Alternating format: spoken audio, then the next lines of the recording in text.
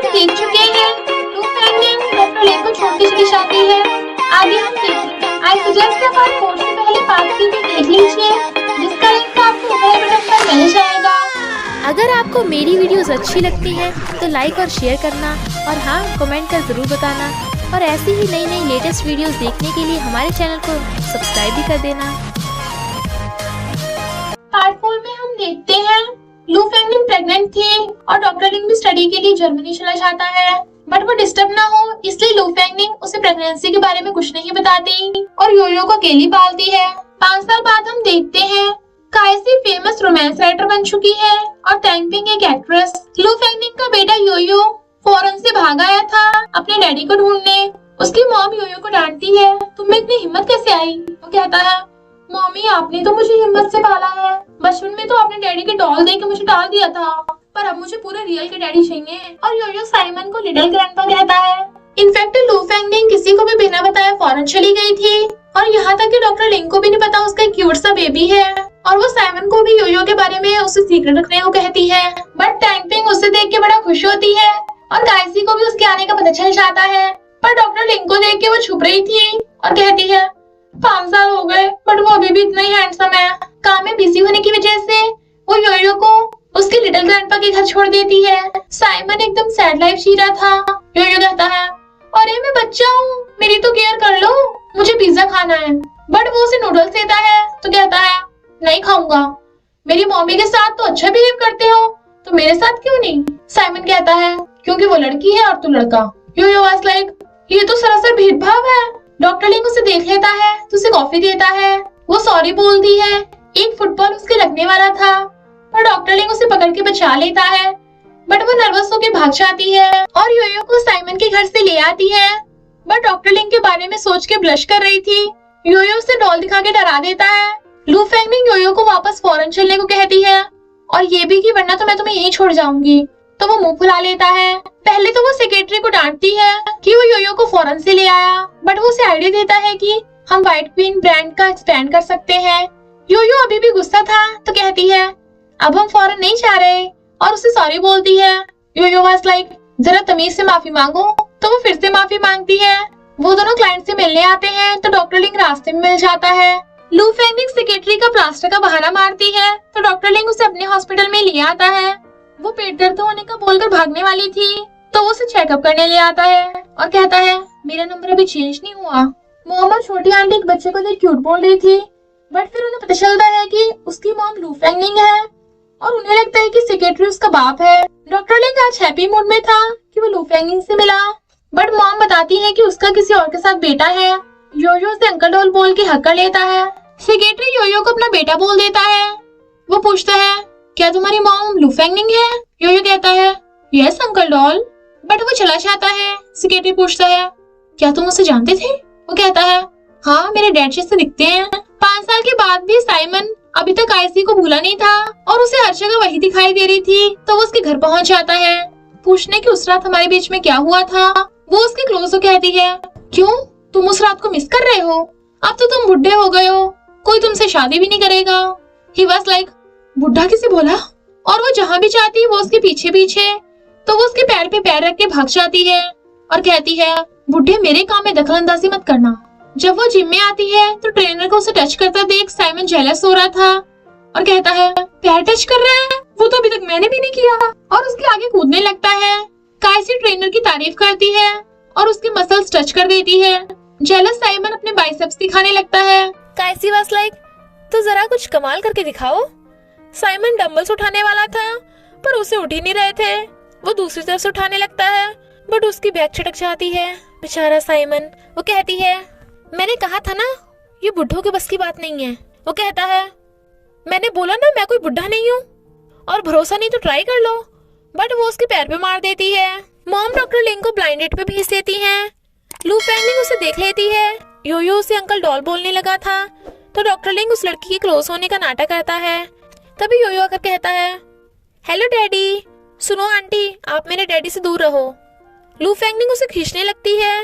वो कहता है, मम्मी देखो, हमने डैडी को ढूंढ लिया। वो कहती है, तुम्हें कैसे पता कि तुम्हारे डैडी हैं? डॉक्टर लिंग एकदम हैरान कि मैं इसका डैडी हूँ और कहता है, योयो जरा अंदर जाओ, मुझे तुम्हारी मॉम से कुछ बात करनी है। वो कहता है ओके डैडी, पर मेरी मॉम को डांटना मत। वो उसको सॉरी बोलती है, बट डॉक्टर लिंग उससे गुस्सा था इसलिए चला जाता है। लू फेंगनिंग के फ्रेंड को भी सब पता चल गया था, तो पहले काइजी साइमन को धक्का मारती है और फिर टैंगपिंग, बेचारा बुढ़ा। Sorry Simon.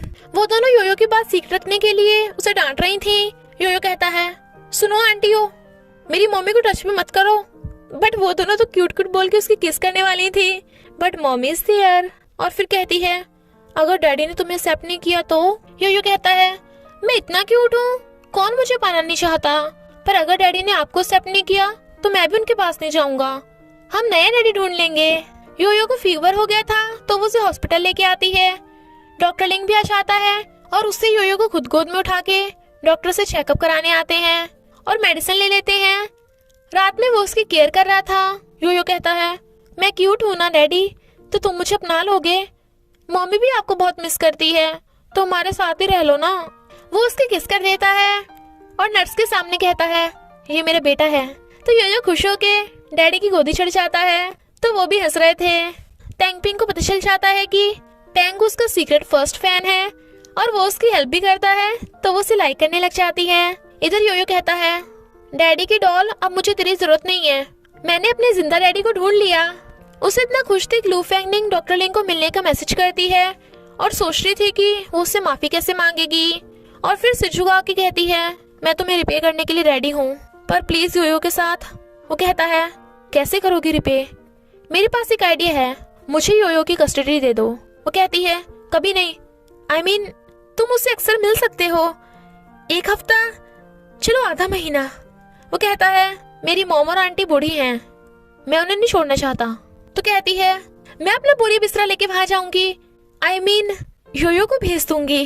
वो योयो को रेडी करती हुई सोचती है कहीं वो मेरे योयो को मुझसे छीन ना ले। तो कहती है पता है ना तुम्हें तीनों ग्रैंडमा को कैसे हैंडल करना है, वो जो भी कहे मना कर देना है, उनका खाना नहीं खाना, जंक फूड खाना है और खूब रोना चिल्लाना है।